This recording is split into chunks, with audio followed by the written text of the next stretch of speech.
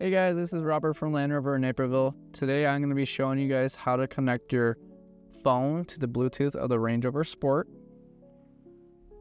First you gotta do is connect your phone. Hit that. Add device is usually going to pop up with PIVI.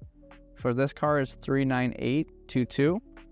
And then you come onto your settings, go to Bluetooth, scroll down to the bottom, PIVI 39822.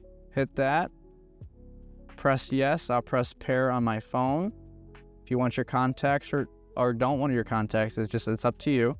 I'm gonna press allow. Wireless Apple CarPlay in the car. Allow that, press yes.